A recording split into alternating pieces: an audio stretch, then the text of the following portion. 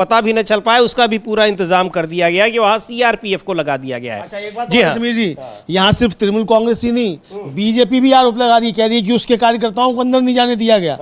और TMC challenge दे रही है कि अगर ये कुछ गड़बड़ी नहीं हुई है तो सीसीटीवी फुटेज सार्वजनिक किए जाएं और जिम्मेदार व्यक्ति के खिलाफ कार्रवाई की जाए। जी बिल्कुल, वहाँ पर सीसीटीवी फुटेज आखिर वो बंद हैं और 4-4 घंटे तक बंद हैं। इसी को लेकर अभी कल किस तरह से हंगामा हुआ था, यानी शुक्रवार की रात को, बृहस्पतिवार की रात को वहाँ पर ममता बनर्जी भी गई और घंटों वहाँ बैठी रहीं स्ट्रांग रूम में।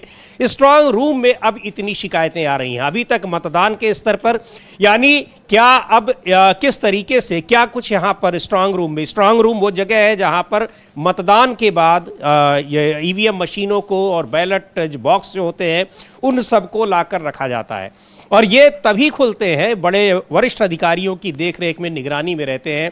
इनको जब खोला जाता है तो ये जितने वहाँ पर कैंडिडेट होते हैं, यानी जो चुनाव लड़ रहे होते हैं उन सीटों पर, उनकी देखरेख में, उनके प्रतिनिधियों की देखरेख में ही खोला जाता है। ऐसा नहीं होता कि अधिकारी अकेले जाकर और खोल के वहाँ कुछ भी कर लें।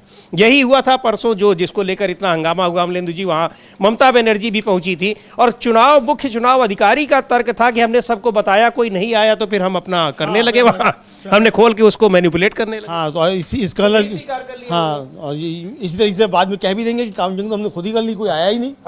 काउंटिंग भी कर ली और लगा के सेंट्रल की फोर्सेस जो है रोक दिया जाएगा आने से। और उसके बाद कह दिया जाएगा काउंटिंग तो हमने कर ली, चूंकि कोई आया ही नहीं। तो ये इस तरीके से समीर जी, काउंटिंग जो ये स्ट्रांग रूम है, इनकी निगरानी जबरदस्त हो रही है। जो तस्वीर हम लोग देख रहे हैं, ये शशि पांजा हैं, इस समय मिनिस्टर हैं वहां की सरकार में, ममता बनर्जी मंत्रिमंडल की सदस्य हैं। लगातार वहां पर तमाम नेता हर एक स्ट्रांग रूम की जबरदस्त निगरानी कर रहे हैं। लेकिन फिर भी देखिए, बिल्कुल तू डाल में पात वाली स्थिति है कि आप वहां पर सीसीटीवी बंद कर देंगे और अंदर ही अंदर क्या कुछ होगा किसी को पता ही नहीं चल पाएगा। बहरहाल एक बार देखते हैं वहां पर सुरक्षा अधिकारियों के साथ शशि पांजा की क्या बातचीत हो रही है।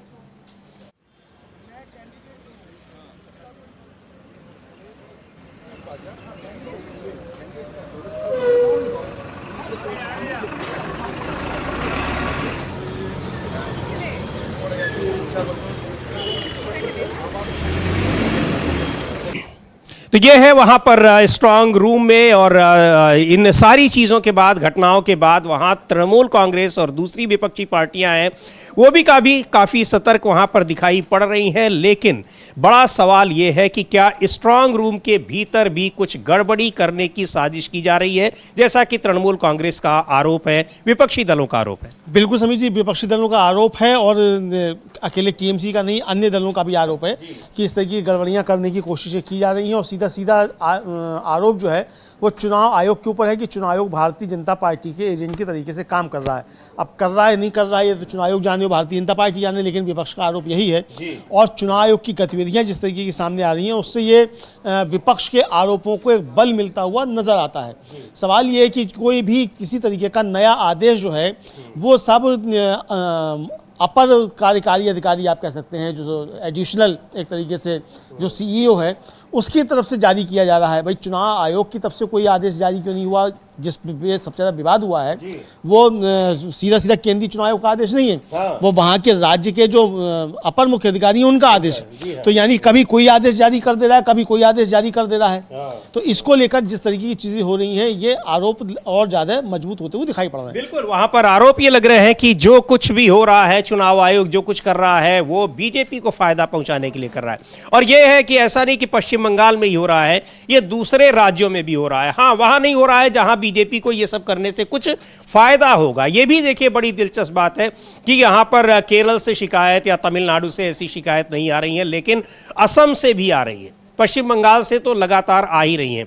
असम में कांग्रेस के प्रदेश अध्यक्ष हैं और सांसद हैं गौरव गोगोई, वो भी ये आरोप लगा रहे हैं चुनाव आयोग के ऊपर क्या कुछ कर रहा है। वहाँ भी असम में भी स्ट्रांग रूम में बहुत कुछ धांधली करने की कोशिश की जा रही है और वहाँ पर तो राज्य सरकार भी अपनी है, केंद्र सरकार भी अपनी है, कहने ही क्या है, चुनाव आयोग को कुछ करने में दिक्कत भी नहीं हो रही है। विपक्ष के ऊपर वो आरोप लगा ही देगा कि आप हार रहे हैं इसलिए आप अपनी खींच निकाल रहे हैं। लेकिन जिम्मेदार व्यक्ति हैं गौरव गोगोई, प्रदेश कांग्रेस अध्यक्ष हैं, सांसद हैं, क्या कह रहे हैं सुन लेते हैं उनको। Raised by the Mamata Banerjee in West Bengal also. हम असम में यही देख रहे हैं, विभिन्न हमारे जो रिमोट इलाके हैं वहां पर बीजेपी की कार्यकर्ता न सिर्फ अब स्ट्रांग रूम में, लेकिन पहले भी जब जिस दिन वोटिंग हो रहा था उस दिन भी। तो बात यह आती है कि केंद्रीय चुनाव आयोग क्या कर रहा है। चुनाव आयोग और उनकी जो पूरी जो प्रशासनिक जो उनका ढांचा है, यहाँ पे जो सिक्योरिटी फोर्सेस है, ऐसा क्यों हो रहा है। तो ये लोकतंत्र के लिए बहुत खतरनाक बात है। बार बार हम विपक्षी दल के नेतागण, प्रतिनिधिगण ये बात उठा रहे हैं और ये साफ साफ पता है कि भाजपा अब अपने काम के बल पर इलेक्शन जीत नहीं सकती, चोरी के द्वारा ही वो अपने आप को बचाना चाहती है। तो ये वहाँ भी हो रहा है कि स्ट्रांग रूम में बीजेपी कार्यकर्ता बड़े आराम से उनको एक्सेस मिली हुई है, वो जा रहे हैं जैसे मतदान के समय वो वहाँ पर पोलिंग बूथ्स पर जा रहे थे। अब ये क्या चीज़ें हैं, आखिर ये सब चीज़ें चुनाव आयोग को क्यों नहीं दिखाई पड़ रही हैं? क्या पूरी तरीके से छूट दे रखी है भारतीय जनता पार्टी को, उसके नेताओं को, उसके कार्यकर्ताओं को कि जो मन चाहे आप वो करिए, कोई दिक्कत नहीं है, कोई नियम नहीं है, कोई आचार संहिता नहीं है और सत्तारूढ़ पार्टी के लिए कहीं कोई रुकावट भी नहीं है? बिल्कुल समझिए, सत्तारूढ़ दल के लिए कहीं कोई रुकावट नहीं है। और अच्छा, कल कई विजुअल जो हैं वो इस तरीके के जारी हुए कि केंद्रीय बलों की मौजूदगी में सत्तारूढ़ दल के कार्यकर्ता आम मतदाताओं को पीट रहे हैं, तृणमूल कांग्रेस के कार्यकर्ताओं को पीट रहे हैं और केंद्र के जो बल जो हैं वो खामोशी के साथ खड़े हुए सब तमाशा देख रहे हैं। इस तरीके के विजुअल्स बहुत ज़्यादा सोशल मीडिया पर वायरल हुए। हम उनकी पुष्टि नहीं करते हैं चूँकि सोशल मीडिया के हैं, हमारे अपने विजुअल नहीं, लेकिन वो सोशल मीडिया पर विजुअल हो रहे हैं और उन पर चुनाव आयोग ने अभी तक फेक का जो है वो ठप्पा भी नहीं लगाया कि ये फेक है। अपने सीसीटीवी फुटेज पे तो लगा दिया कि फेक है। ये फेक है, आपने पे लगा दिया, लेकिन जो सोशल मीडिया पे वायरल होना है उस पर किसी पे भी फेक का जो है वो नहीं लगाया। तो इसलिए उनको सीसीटीवी फुटेज में रिकॉर्ड हो गया तो अब सीसीटीवी फुटेज बंद करके ही अब अपना जो मन में आ रहा है कर रहे हैं। 4-4 घंटे तक कह रहे हैं बाहर डिस्प्ले नहीं होगा, बाहर डिस्प्ले नहीं होगा। शशि पांजा की हम लोगों ने कल ही दिखाई थी कि इसी नियम बदला है जब ये इतना हंगामा, कल हंगामा हुआ, उसके बाद ही क्या इसके बाहर जो है मतलब बाहर डिस्प्ले नहीं होगा ताकि उसको कोई भी देख सके। तो भाई ऐसे छिपाने का इसमें क्या है कि इसको कोई भी देख सके। इसका मतलब कि विपक्ष के आरोप सही है कि अंदर कुछ गड़बड़ियां हो रही थी और बाहर सीसीटीवी कैमरा बंद कर दिया गया। आज भी जो सीसीटीवी कैमरा बंद हुआ है, इसीलिए समझिए जो खुदीराम इंटरनेशनल क्या है उसका जो सेंटर था, हाँ, तो उसके अधिकारी के खिलाफ तृणमूल कांग्रेस ने बाकायदा शिकायत दर्ज कराई है। उनका ट्वीट है वो हम लोग देख सकते हैं तृणमूल कांग्रेस का, और आप बता सकते हैं कि वो क्या शिकायत है। बिल्कुल, तो तृणमूल कांग्रेस ने वहां क्या शिकायत दर्ज कराई है और क्या कुछ कहा है उसको हम लोग देखते हैं। ये चुनाव आयोग को, और उसमें ये खुदीराम अनुशीलन केंद्र के रिटर्निंग ऑफिसर के खिलाफ शिकायत दर्ज की है, जिसमें पोस्टल बैलेट कवर की अनधिकृत छंटनी के आरोपों पर तत्काल हस्तक्षेप की मांग की गई है। ये पत्र दिया है तृणमूल कांग्रेस ने चुनाव आयोग को। अब इस पर क्या कार्रवाई होती है, क्या होता है, लेकिन अब चुनाव आयोग ने एहतियात बरता है कि अब वो सीसीटीवी फुटेज को ही कुछ जगहों पर बंद कर दे रहा है और उनका डिस्प्ले जो है यानी आप उसको बाहर नहीं दिखा सकते हैं, ये उसने नियम बना दिया है। अब पूरी तरीके से ये लग रहा है कि क्या कुछ हो रहा है। इसका मतलब ये भी समझा जाए अमलेंदु जी कि जो अभी तक एग्जिट पोस्ट बता रहे थे कि बम्पर जीत हो रही है भारतीय जनता पार्टी की, तो क्या एग्जिट पोस्ट पर भारतीय जनता पार्टी को भरोसा नहीं है कि ये सब भी अभी उसको करना पड़ रहा है चुनाव आयोग के जरिए? हाँ बिल्कुल समझिए, इसका मतलब यही है कि भारतीय जनता पार्टी को एग्जिट पोल पर भी भरोसा नहीं है, ज्ञानेश कुमार पर भी भरोसा नहीं है। भाई एग्जिट पोल आपने जिस तरीके से करवाए हैं, तो अगर इन एग्जिट पोल को आपको सही करवाना है तो ज्ञानेश कुमार जी पर दबाव डालिए कि उसको ठीक करवाएं एग्जिट पोल को। इसका मतलब समझिए, ये समझा जाए कि क्या भारतीय जनता पार्टी स्वीकार कर चुकी है कि वो बुरी तरीके से बंगाल में हार रही है। तो अगर इस तरह की चीज़ें हो रही हैं, लेकिन जिस तरीके से केंद्रीय बलों की समझिए तैनाती की गई है, उसको लेकर सवाल तो निश्चित तौर पर बहुत ज़्यादा उठ रहे हैं।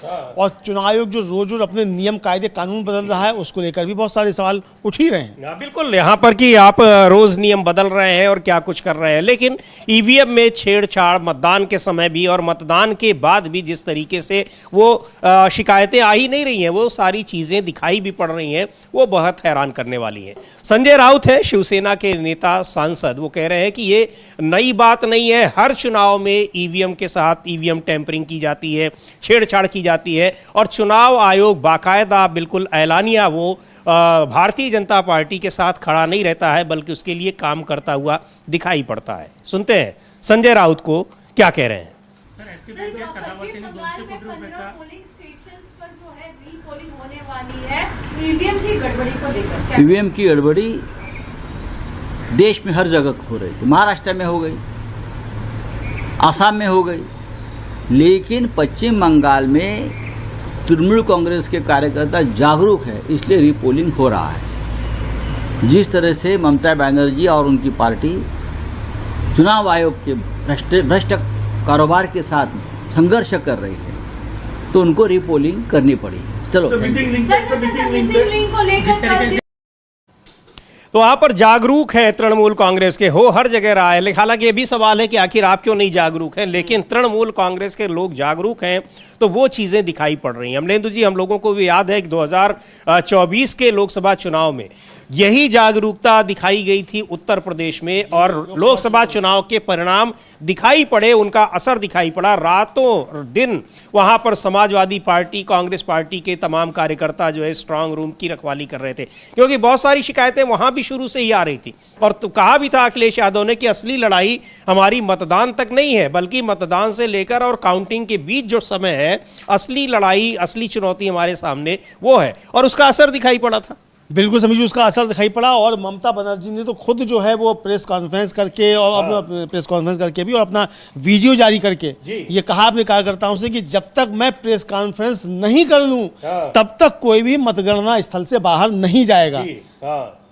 यानी कि जब तक कि ममता बनर्जी प्रेस कॉन्फ्रेंस नहीं कर लें तब तक नहीं जाएगा। इसका मतलब कि आशंकाएं पूरी हैं कि चुनाव आयोग गड़बड़ियां करेगा। उसको रोकने के लिए आपको मतगणना स्थल पर बने रहना है, एक एक वोट के लिए लड़ना है। और ये भी कहा उन्होंने कि ये भी ध्यान रखना है कि मतगणना करते समय आपके वोट बीजेपी में ना गिन दिए जाएं। और ईवीएम मशीनों में यही घपले किए जाते हैं कि मालूम पड़ता है कि 700 वोट आपके निकले और 300 निकले दूसरे के, तो पलट दिया 300 वाले में 700 जमा कर दिए, 700 वाले में 300 जमा कर दिए। तो ये बहुत तरीके से ध्यान रखना है, ये ममता बनर्जी ने स्पष्ट तौर पर समीर जी कहा है। तो ये इसका मतलब सतर्क तो वहाँ है, निश्चित तौर पर सतर्कता देखी जाती है कि किस तरीके से बंद होता है सीसीटीवी और पहुंच जाते हैं। ममता बनर्जी खुद 4 घंटा जाकर के जो थी वो वहां रहीं स्ट्रांग रूम में देखने के लिए गड़बड़ियां क्या क्या हो रही हैं।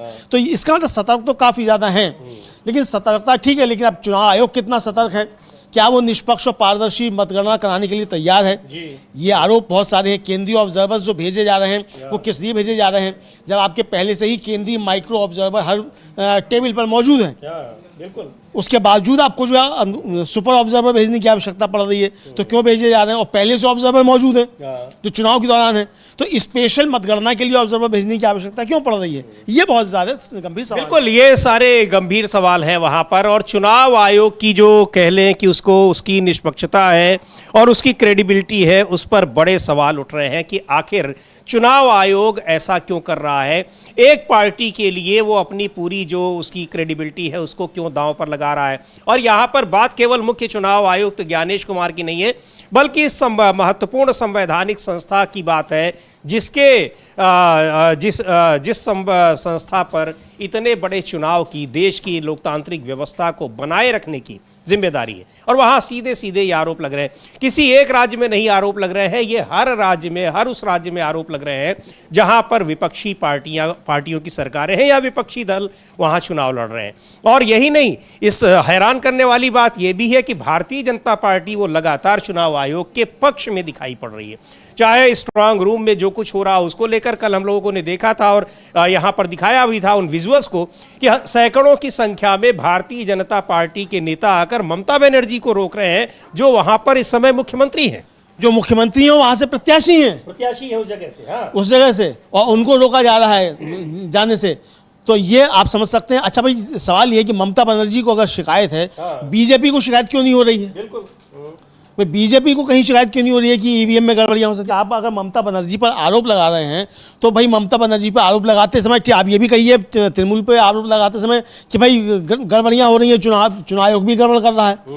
तो आपको चुनाव आयोग के जब भरोसा है और आप टीएमसी पे आरोप लगा रहे हैं तो आपको ये ऐसे कैसे है? और जिस तरीके से अब ज्ञानेश कुमार को वो भारत रत्न देने की मांग भी होने लगी है, अच्छा, भारतीय जनता पार्टी के जो हिमंता बिस्व शर्मा मुख्यमंत्री हैं असम के, वो मांग कर चुके हैं उनको दिया जाए। और कल हम लोग क्यों नहीं दिया कल हमने सुना वो अग्निमित्रा पॉल हैं बीजेपी की एक नेता, वो बड़ी बधाई दे रही हैं ज्ञानेश कुमार जी को और चुनाव आयोग को। तो जब इतनी बधाई दे रहे हैं भाई, तो आपको चिंता नहीं है तो फिर काहे किसी को रोक रहे हो जाने से?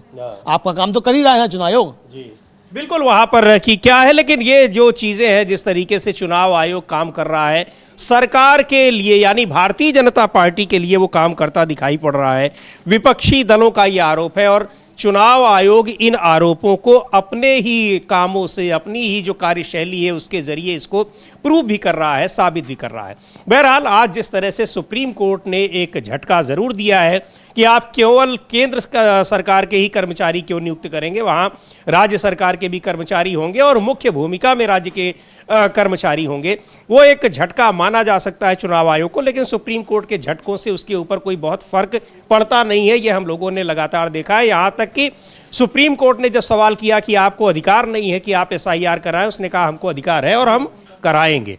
और मामला अभी चल ही रहा है, सुप्रीम कोर्ट मामला अभी चल ही रहा है। और सुप्रीम कोर्ट के आदेश पे ही समझिए 27 लाख वोट तो काट दिए गए। मतलब वो 27 लाख वोट तो वो हैं जो अपने डॉक्यूमेंट लेकर घूम रहे हैं, जिनके नामों में जो तार्किक विसंगतियां थी वो, और ट्रिब्यूनल तक जिनको यहाँ था। बाकी तो 91 लाख वोट जो है कुल मिलाकर कटे हैं। तो ये है। और आज भी समझिए अगर देखा जाए तो सुप्रीम कोर्ट ने आज जो आदेश दिया है, तो वो तो जैसे ही सुप्रीम कोर्ट में मामला पहुंचा तो चुनाव की तरफ एक तरह से हथियार डाल दिए गए तुरंत, ताकि कोई प्रतिकूल टिप्पणी ना आ जाए। तो कह दिया गया कि सबसे बड़ा जो है राज्य का अधिकारी है चुनाव मतलब सुप्रीम कोर्ट ने कहा कि भाई अधिकारी जो लोक प्रतिनिधि अधिनियम है उसमें सरकारी कर्मचारी कहा गया, उसमें राज्य केंद्र की बात नहीं है। हालांकि कपिल सिब्बल का कहना यह था कि इन्होंने केवल केंद्र के कर्मचारी लिए हैं, तो सवाल ये भी उठ सकता है कि राज्य के कर्मचारी क्यों नहीं लिए। लेकिन चूंकि वो कानूनन चीज है तो इस पर सुप्रीम कोर्ट ने कहा कि भाई कर्मचारियों में भेद नहीं किया सकता, राज्य सरकार क्यों या किसी के भी हो।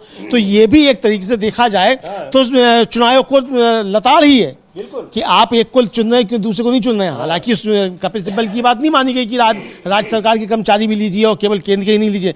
लेकिन चूंकि सुप्रीम कोर्ट में खड़े होकर चुनाव आयोग ने कह दिया कि जो मुख्य अधिकारी है, रिटर्निंग अफसर है, सबसे ज्यादा अधिकार उसी के हैं और वही जिम्मेदार है, वो राज्य सरकार का ही अधिकारी है। तो इसको तुरंत सुप्रीम कोर्ट ने रिकॉर्ड पर लिया कि चूंकि ये कह रहे हैं, इसको रिकॉर्ड पर लिया जाता है और 13 अप्रैल का आपका जो सर्कुलर है आप उसका अक्षरशः पालन करेंगे। कपिल सिब्बल की यही मांग है जी। तो ये एक झटका जो है वो चुनाव आयोग को लगा कि आपको वही बात जाकर कहनी पड़ी जिसके लिए याचिका दायर की गई थी। ये है ये चीजें कि किस तरीके से वहां पर एक यानी अपना जो नियम खुद बनाया हुआ था चुनाव आयोग, उसी से वो एक अलग चल रहा था। लेकिन सुप्रीम कोर्ट ने कहा कि आप उस पर चलिए और वही मांग थी वहां पर तृणमूल कांग्रेस की, जिसकी तरफ से पेश हुए थे कपिल सिब्बल। बहरहाल उस जो सुप्रीम कोर्ट ने आज टिप्पणी की, जो बात कही है उसको लेकर और जो कुछ चुनाव आयोग पश्चिम बंगाल में कर रहा है उसको लेकर आरजेडी सांसद मनोज झा क्या कह रहे हैं, सुनते हैं उनको। देखिए, मतलब मैं सच कहूं तो माननीय सर्वोच्च न्यायालय को समग्रता में चीजों को देखना चाहिए था। जो वहां से विजुअल्स आए हैं, जिस प्रकार की लैंग्वेज बोली जा रही थी, जो चुनाव आयोग की भूमिका रही है, इसको एकांगी दृष्टिकोण से देखने से लोग नहीं समझ सकते। बेहतर होता कि एक जो आशंका है एक बड़े मतदाता वर्ग में, उस आशंका को मतगणना के दिन निर्मूल किए जाने की कोशिश अगर सर्वोच्च न्यायालय की ओर से होती तो वो एक बेहतर नजीर होता। बिल्कुल सही बात कह रहे हैं अमलेंद्र जी। उसकी चर्चा हम लोग भी कर रहे हैं कि आखिर आचार संहिता लगी हो, आचार संहिता लगी हो या ना लगी हो, लेकिन जो बातें, जो भाषा वहां पर बोली जा रही थी, कोई संज्ञान नहीं लिया चुनाव आयोग ने कि क्या कुछ कहा जा रहा है। इसका मतलब यह है कि वो सरकार से डर रहा है, सरकार में बैठे लोगों के खिलाफ कुछ भी करने की हिम्मत वो नहीं जुटा पा रहा है, या फिर वो सीधे सीधे सरकार के लिए काम कर रहा है। सरकार के लोग चाहे जो करें उससे कोई फर्क नहीं पड़ता उसके ऊपर। हाँ बिल्कुल, विपक्ष का आरोप तो यही है कि सरकार का ही काम कर रहा है चुनाव आयोग और सरकार के लिए ही जो है वो काम कर रहा है। तो ये विपक्ष का आरोप है और ये ठीक है समीर जी, ये देखा भी जा रहा है कि भाई जिस तरीके की गतिविधियां चुनाव के सामने आती हैं और जिस तरीके के आप लगातार आदेश जारी कर रहे हैं, तो आप विपक्ष के आरोपों को सच साबित करते हुए नजर आते हैं। ऐसा नहीं है कि आप जो है विपक्ष के आरोपों को जो है नकारते हुए नजर आते हो। तो ये समीर जी देखा जा सकता है, तो इस बात समझा जा सकता है की गतिविधियां जो हैं चुनाव आयोग की वो संदिग्ध तो निश्चित तौर पर हैं, और ये देश के लोकतंत्र के लिए और देश के संविधान के लिए बहुत खतरनाक इस तरह की चीज़ें हैं। बिल्कुल, ये लगातार जो आरोप जिस तरीके से लग रहे हैं, खासकर पश्चिम बंगाल में, और पश्चिम बंगाल में किस तरीके की ये जो चीज़ें दिखाई पड़ रही हैं कि मिली भगत दिखाई पड़ रही है बीजेपी की और चुनाव आयोग की, स्पष्ट रूप से दिख रहा है। आसाम में भी ये शिकायतें लगातार आ रही हैं कि आसाम में भी वहाँ किस तरह से स्ट्रांग रूम में छेड़छाड़ की जा रही है, मतदान के दिन भी किस तरह से धांधली की गई। और सबसे बड़ी बात तो ये कि बीजेपी माफ कीजिएगा, बीजेपी के कार्यकर्ता सीधे स्ट्रांग रूम तक पहुंच जा रहे हैं। अभी यही बात कह रहे थे गौरव गोगोई। बिल्कुल यही बात कह रहे थे गौरव गोगोई। और समीर जी, चुनाव आयोग और भारतीय जनता पार्टी मिली भगत से धांधलियों की बात केवल पश्चिम बंगाल में नहीं हो रही है, असम में भी हो रही है, और वहाँ भी इसकी तैयारियाँ पूरी हैं। वहाँ से कांग्रेस के उम्मीदवार हैं, बोरशेला विधानसभा क्षेत्र है असम का, वहाँ से रिपिन बोरा, उनकी एक बैठक है, वो अभी हम लोग सुनेंगे। आज वहाँ बैठक बुलाई गई 4 तारीख की मतगणना की तैयारियों के लिए, और उनका जो कहना है वो भी हम लोग सुनेंगे। और ये तैयारियाँ पश्चिम बंगाल में भी अच्छे तरीके से हो रही हैं, तमिलनाडु में भी हो रही हैं, वहाँ भी तैयारियाँ हो रही हैं। हालांकि तमिलनाडु में तो बीजेपी ही चुनाव पर लगा रही थी। जिस दिन पोलिंग थी वहाँ हम लोगों ने सुनवाया भी था कि वो अन्नामलाई जो बीजेपी के नेता हैं वो कह रहे थे कि हमने मतलब बीजेपी ने प्रदर्शन किया है चुनाव आयोग के खिलाफ। तो चुनाव आयोग के खिलाफ प्रदर्शन तमिलनाडु में तो चुनाव आयोग के खिलाफ प्रदर्शन बीजेपी कर रही है, पश्चिम बंगाल में, असम में नहीं कर रही है। वहाँ उसको बिल्कुल सही ट्रैक पे जाते दिख रहे हैं, इसलिए कि वहाँ तमिलनाडु में चुनाव आयोग कुछ कर नहीं रहा है ऐसा कुछ जो पश्चिम बंगाल और असम में कर रहा है, क्योंकि वहाँ उसको कोई फायदा दिखाई नहीं पड़ रहा है कि बीजेपी को कुछ होने वाला नहीं है। हाँ, तो ये अब तो मतलब ये दुरभिसंधि के सीधे सीधे जो चुनाव आयोग और बीजेपी की दुरभिसंधि के आरोप लगते हैं, ये सामने दिखाई पड़ते हैं। किरण रिजिजू कह ही चुके थे कि हम लोग तो नहीं आते हैं चुनाव आयोग, इसका मतलब ये है कि हमें आने की आवश्यकता है क्या है, हमारे लिए काम। चुनाव आयोग को पता है कि क्या करना चाहिए? नहीं, पता नहीं है। वहाँ एक चुनाव आयोग भारतीय जनता पार्टी के गठबंधन में शामिल हो चुका है, एनडीए में। इसका मतलब कहने का यही समझा सकता है। जो इसका अर्थ निकालना चाहे राजनीतिक तौर पर, यह अर्थ निकालने के लिए स्वतंत्र है। अब इसका अर्थ ये हो या ना हो, लेकिन जिस तरीके से चुनाव आयोग की गतिविधियां आती हैं उस पर ये आरोप तो विपक्ष के सही साबित होते हुए नजर आते हैं। चुनाव आयोग एक संवैधानिक संस्था है, निष्पक्ष संस्था है, उसकी जिम्मेदारी है स्वतंत्र, निष्पक्ष और पारदर्शी चुनाव करवाना। क्या चुनाव आयोग अपनी इस जिम्मेदारी को निभा पा रहा है? ये एक यक्ष प्रश्न खड़ा है समीर जी। बिल्कुल, तो सुन लेते हैं कांग्रेस उम्मीदवार असम में जो रिपुन बोरा हैं क्या कह रहे हैं। आज जो ऑब्जर्वर्स का जो मीटिंग हो रहा है, बाघेल जी, शिवकुमार जी, सब लोग आ रहे हैं, तो किस तरह का चुनावी जो नतीजे निकलने के 2 दिन के बाद, तो क्या देख रहे हैं माहौल पूरा? नहीं, इसको माहौल तो ऐसा है, आज तो मीटिंग मेनली ये है जो काउंटिंग 4 तारीख को जो काउंटिंग होना है वो काउंटिंग सही ढंग से हो, कोई काउंटिंग में मैनिपुलेशन ना हो, क्योंकि अभी बीजेपी ने ये काउंटिंग में मैनिपुलेट करने के लिए वो लोग कुछ कॉन्स्पिरेसी कर रहा है, हम लोग का कुछ डाउट है।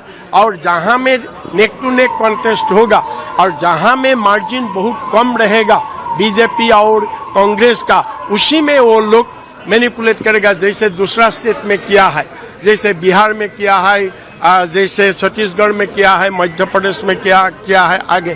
तो इसीलिए उसको कर नहीं पाएगा, उसको प्रिकॉशन लेने के लिए आज यही मीटिंग बुलाया गया है। एग्जिट पोल के नतीजे कुछ अलग ही नजर आ रहे हैं। एग्जिट पोल का नतीजा देखिए, ये बायस्ड है, ये करेक्ट नहीं है, एग्जैक्ट नहीं है, क्योंकि पहले भी बहुत एग्जिट पोल हुआ है लेकिन वो वास्तव नहीं हुआ है।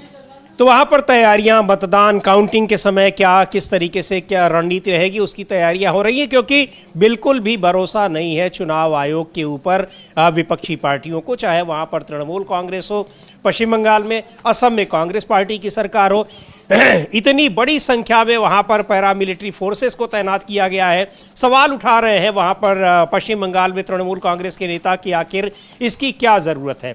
वहाँ होने चाहिए स्वतंत्र और निष्पक्ष चुनाव होने चाहिए, लेकिन स्वतंत्र और निष्पक्ष चुनाव तभी होंगे जब वहाँ पर केंद्रीय पुलिस बल होंगे, ऐसा नहीं होता है। नैना बंदोपाध्याय हैं, तृणमूल कांग्रेस की नेता है और उम्मीदवार भी हैं, वो क्या कुछ कह रही हैं, बहुत सारे सवाल उठा रही हैं कि आखिर इतनी बड़ी संख्या में वहाँ पर जो ये पैरामिलिट्री फोर्सेस के लोग हैं उनको लगाने की क्या ज़रूरत है। और सही भी है, जो तस्वीरें अमलेंदु जी ये आ रही हैं, या जो मतदान के पहले की जो तस्वीरें आ रही थी वो ऐसे दिखा रही हैं कि जैसे कोई मतलब युद्ध क्षेत्र हो, वहाँ हम लोग देखे थे ईरान वगैरह से भी ऐसी तस्वीरें नहीं आ रही थी कि इतनी तैनाती कहीं पर की गई हो। वहाँ से नहीं आई, युद्ध क्षेत्र से ऐसी तस्वीरें नहीं आई समीर जी, और पूरे देश से इस तरीके की तस्वीरें नहीं आई।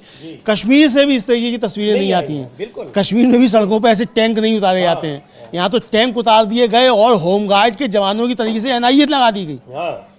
मतलब सीटी बजाते हुए ट्रैफिक पुलिस की तरीके से देखा जाए तो काम कर रही है एनआईए जी। तो ये मतलब एक तरीके से पूरा का पूरा केंद्रीय जो अमला है वो लगा दिया गया कि जाओ किसी भी तरीके से कैप्चर बंगाल करके आओ जी। तो ये लगाया गया समीर जी, यानी खुलेआम अगर कहा जाए इसको राजनीतिक भाषा में तो जाओ और जाकर वोटों की जगह दी डालो, यही है। वरना इतना केंद्रीय बलों की क्या आवश्यकता थी कि एनआईए भी जाकर लगा दी जाए।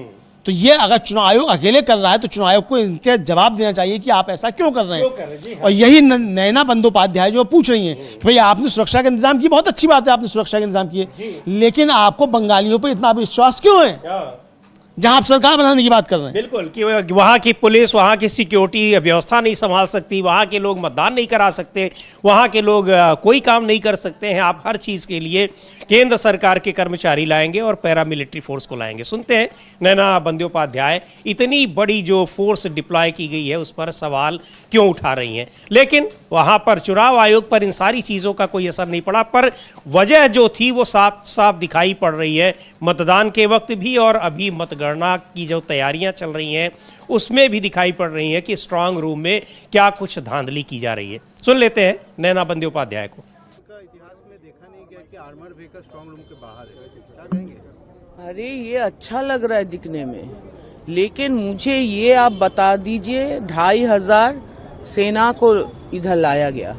अच्छा है, कोई बात नहीं, आप लोग चाहते हैं कि अच्छे से इलेक्शन हो, लेकिन ये जो गाड़ियां आए हैं हमको देखने में बहुत अच्छा लग रहा है। हम लोग फिल्म में देख चुके हैं और टीवी में देख चुके हैं, कहीं कश्मीर में कहीं कहीं घूमते हैं हम लोग देख चुके, अच्छा लग रहा है देखने में। लेकिन आप हमको बताओ कि क्या जरूरत था, क्या जरूरत था? हमारी शांत बंगाल में आप लोग ये सब लेके घुस रहे हो, किसको डरा रहे हो? हम लोग डरते हैं क्या? बंगाल में जो लोग रहते हैं हम लोग डरते नहीं है, ये सब हम लोग का डर नहीं लगता, हमको देखने में अच्छा लग रहा है। ये अच्छा ही है, कितना खूबसूरत लग रहा है देखिए। लेकिन ये सब जो आप लोग कर रहे हो और आप लोग चाह रहे हो कि ये सब देख के हम डर जाए, हम फिर आएंगे। अगर हो बस हो चले तो हम लोग रात भी जगेंगे यार, उसमें कोई फर्क नहीं पड़ता है। हम लोग है रास्ते में है, गाड़ी लेके क्या करो लोगे? गाड़ी लगाओ, अच्छा से करो, अच्छा लग रहा है, संसाजिए रेखेছে सब। दीदी मगराहाट और डायमंड हार्बर में रीपोलिंग का ऑर्डर दिया है इलेक्शन कमीशन। तो इलेक्शन, ये तो इलेक्शन कमीशन को देखना है, वो तो खूब अच्छा लगा, अच्छा वोट हुआ, शांत वोट हुआ, ऐसा वोट हम लोग कभी नहीं किया है, इतना इतना बोल रहे थे। तो रीपोल तो पहले भी हो चुका है, तो रीपोल कर रहे हो तो this is the minus point of election commission, not hours.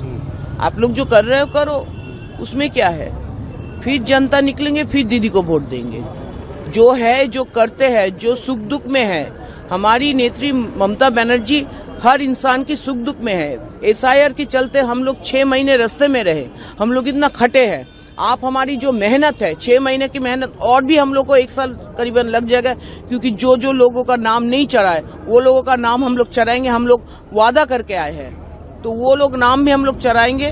तो जो 6 महीने का खटनी है उसको आप लोग ईवीएम को टेम्परिंग करके लेके जाओगे और हम लोग होने देंगे? 2 लाख से ज्यादा सेना।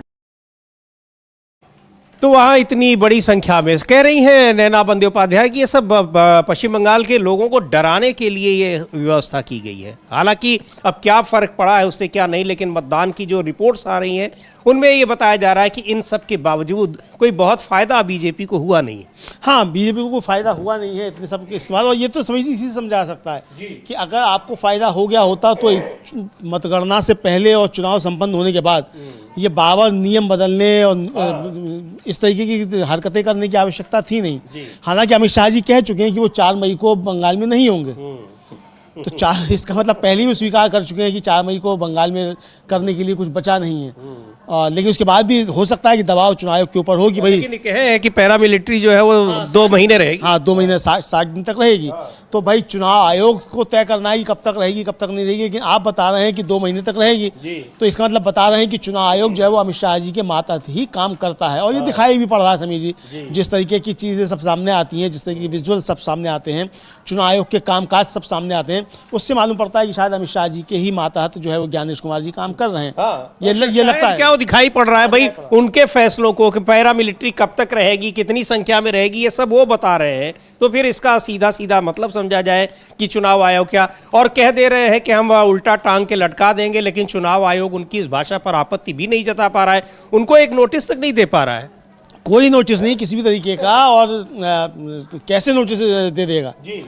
और मोदी जी को भी नोटिस नहीं है कोई, जबकि शिकायतें तो की गई थी प्रधानमंत्री के खिलाफ भी और हेमंता बिस्वा शर्मा के खिलाफ भी, तो तमाम शिकायतें, लेकिन वो ठीक है जो बीजेपी की तरफ से शिकायतें आएंगी उसको तो स्वीकार कर लेगा, लेकिन जो खड़गे को नोटिस मिल गया, हाँ खड़गे को नोटिस मिल गया, तो खड़गे को नोटिस मिल गया, लेकिन बाकी किसी को कोई नोटिस नहीं, तो दूसरों की शिकायत होगी उस पर कोई नोटिस नहीं जाएगा। ये है मतलब बीजेपी के नेताओं को नोटिस नहीं जाएगा, ये चुनाव आयोग ये बताता है कि वो बीजेपी के नेताओं को नोटिस नहीं भेजेगा। क्यों नहीं भेजेगा? अब फिर इन्हीं सारी चीज़ों से विपक्ष के आरोप पुख्ता हो जाते हैं कि वो बीजेपी के लिए ही काम कर रहा है।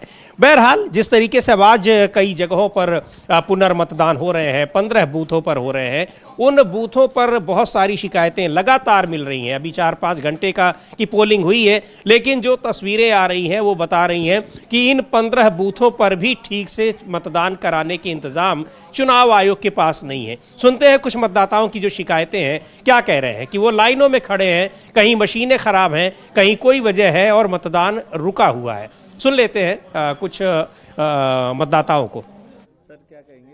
हम 1 घंटे में खड़ा है यहाँ, बोलता है मशीन खराब टेक्नीशियन आएगा, अभी तक नहीं आया। कब होगा कब नहीं होगा क्या जाएगा, हम लोग वापस चले जाएंगे तो हम क्या करेंगे।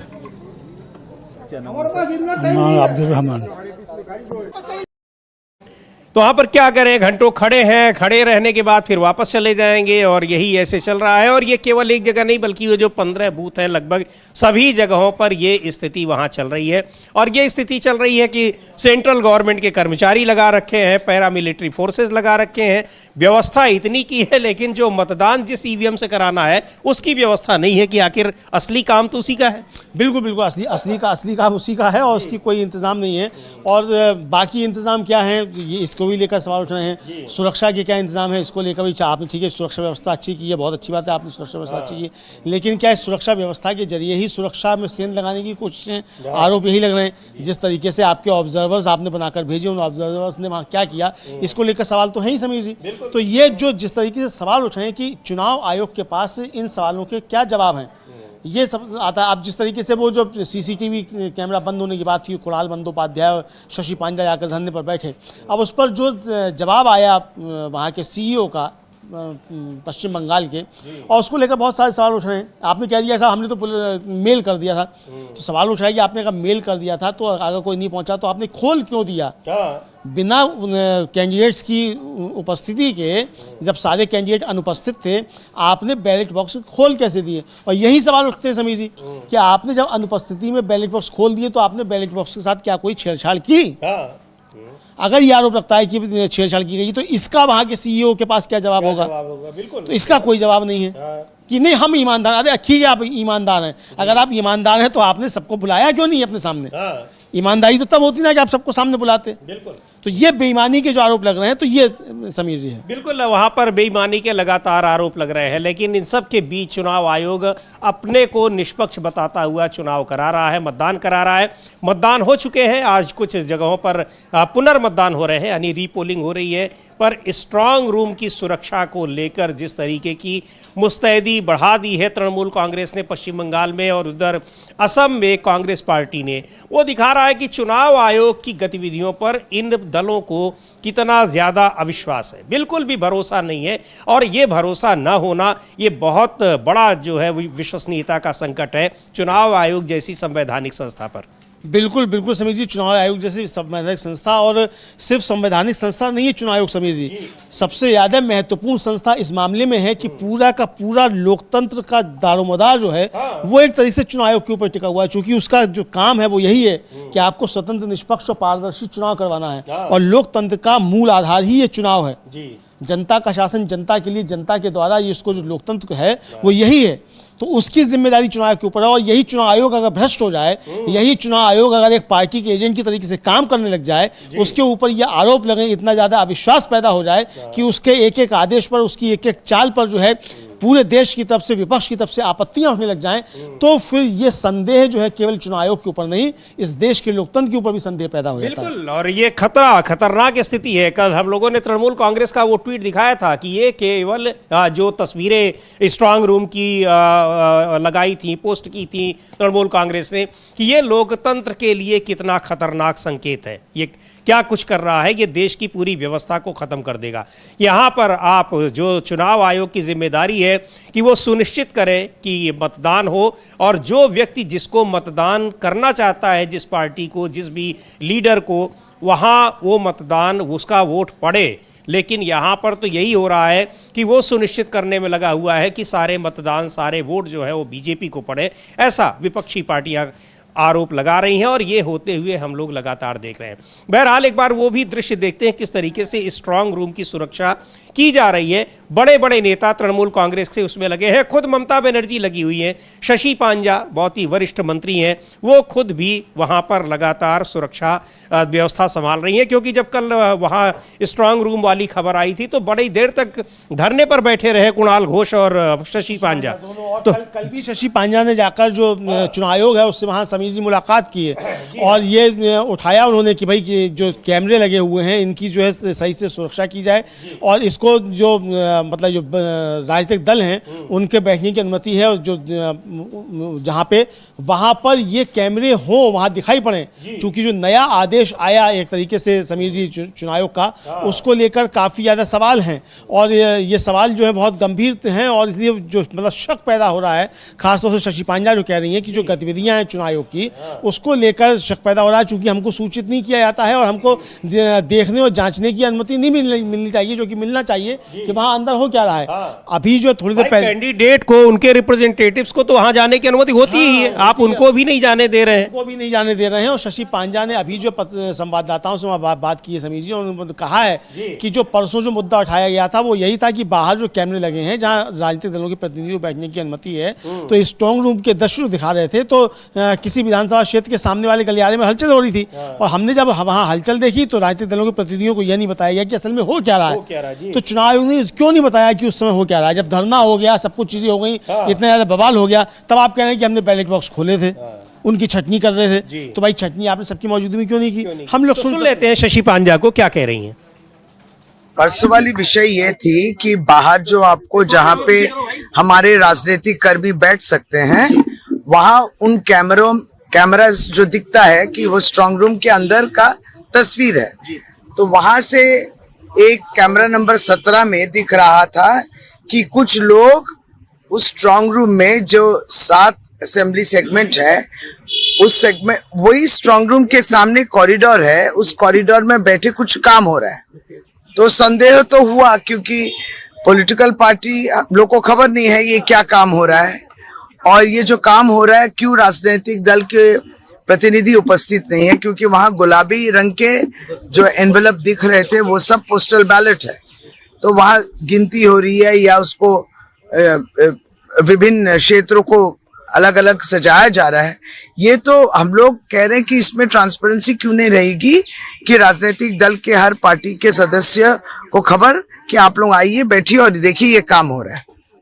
तो आज उसी तरीके से मान लीजिए हम लोग के जो कॉन्स्टिट्यूएंसीज के जो पोस्टल बैलेट्स और कहीं गिरे हैं, क्योंकि पोलिंग पर्सनल के तो हैं वो, तो और जो गिरे अब वो आए, तो वो रात 1 बजे से हम लोग के लोग अलर्ट थे, क्योंकि उस 9 बजे बोले था रात शाम को आएंगे, वो नहीं हुआ। 1 से 2:30 बजे तक वेट करे, फिर जब चले गए वो सुबह 4 बजे घुस रहा है। 7 ट्रंक पोस्टल बैलेट्स और एक शायद अनपोल्ड है बोल रहे। ये अब उस समय कोई राजनीतिक दल का प्रतिनिधि नहीं है, तो और वो उस कमरे में घुसाएगा जहां सीसीटीवी नहीं है। सीसीटीवी और राजनीतिक दल की अनुपस्थिति में उसको घुसा के उस कमरे को बंद किया गया। अब कहा जा रहा है कि वहां सीसीटीवी लगेगी तो अर्थात वो कमरा फिर खोला जाएगा। तो हम लोग बोले हैं, हम लोग को खबर देने के राजनीतिक दल के प्रतिनिधि रहेंगे, माने इलेक्शन एजेंट या जो भी कैंडिडेट है रहेंगे, उनकी उपस्थिति में उसको निकाला जाएगा, सीसीटीवी का काम होगा, फिर ये ट्रंक सब अंदर ले जाएगा। प्रोसेस बहुत माने डिफिकल्ट और जटिल कर रहे हैं और बहुत ही टाइम कंज्यूमिंग। तो ये क्या कुछ कर रहे हैं और उसमें किस तरीके से, लेकिन बड़ी हैरानी की बात है कि बिना किसी राजनीतिक दल के लोगों के गए वहाँ पर उसको खोल दिया गया, उस बैलेट बॉक्स को, और खोल दिया गया। तो अमलेंदु जी, अब ये समझ में नहीं आ रहा है कि आखिर बीजेपी के जो प्रतिनिधि हैं या उनके उम्मीदवार हैं या उनके नेता हैं, उनको कोई दिक्कत नहीं हुई। हाँ, अब नहीं हुई तो फिर आरोप तो विपक्ष के सही है ना। उनको दिक्कत नहीं हुई। और कहाँ आप इतना आरोप लगा रहे थे कि ममता